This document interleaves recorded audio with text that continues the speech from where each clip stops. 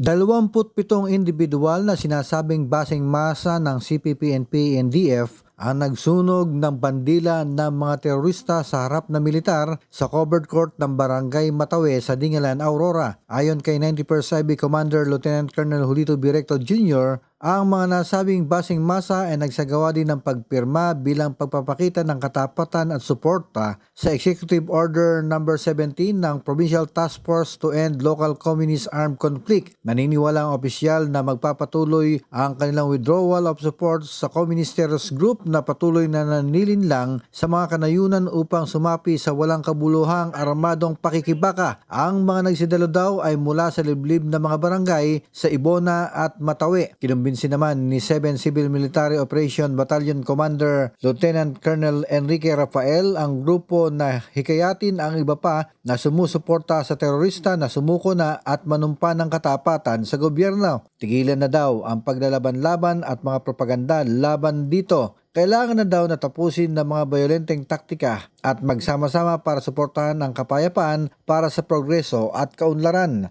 Ikinagalak naman ni Dingalan Police Station Chief of Police Captain Emilio de la Torre ang naging desisyon ng grupo na magbalik loob sa pamahalaan at nakahanda daw ang pulisya at iba pang ahensya ng pamahalaan upang matulungan silang magbagong buhay. Ibinahagi naman ni Kasani Abesamis ang kanyang naging karanasan ng tangkayin siyang hikayatin na sumali sa nasabing teroristang grupo. Binigyan daw siya ng mga NPA ng isang Armalite para maprotektahan ang kanilang bukid at di nagtagal ay kinumbinsi daw siyang sumapi sa NPA dahil nasa order of battle na daw siya ng Philippine Army. Tumanggi daw silang mag-asawa at namulat na niloloko lang sila ng NPA samantalang patuloy daw ang pagtulong sa kanila ng gobyerno. Ako ang inyong naging tagapaghatid balita, Jason De Asis para sa RTV News Desk.